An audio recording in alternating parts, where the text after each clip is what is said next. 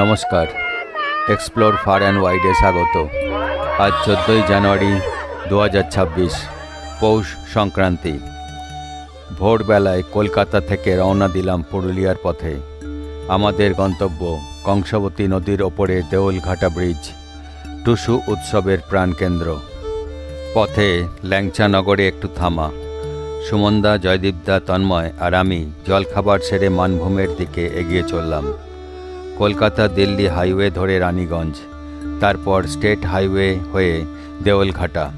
মোটামুটি 7 থেকে 8 ঘন্টার জার্নি।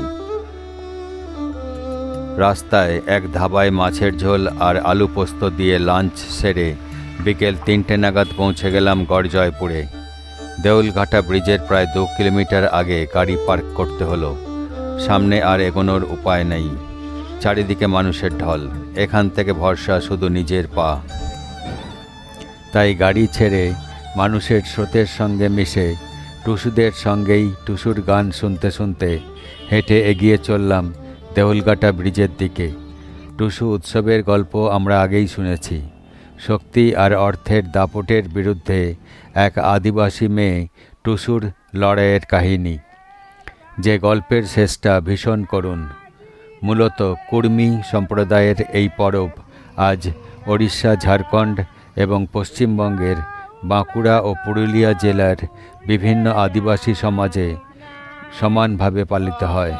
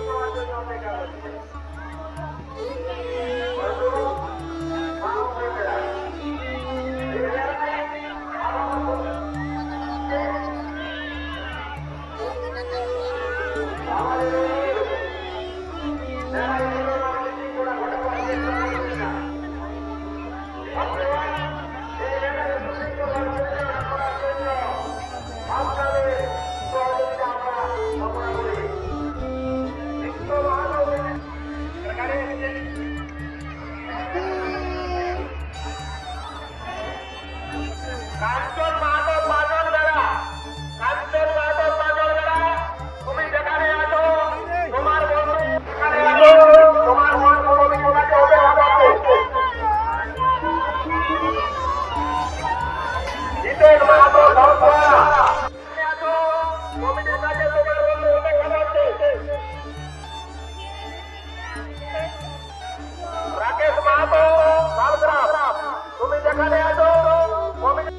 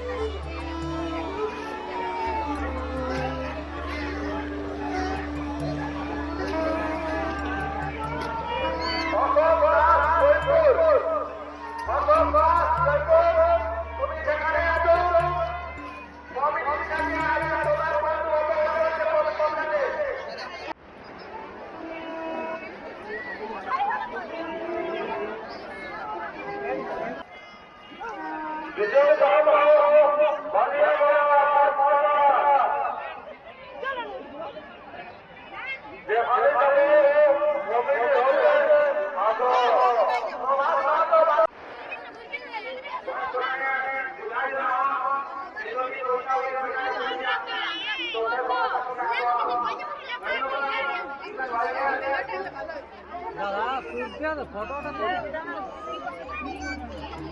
না না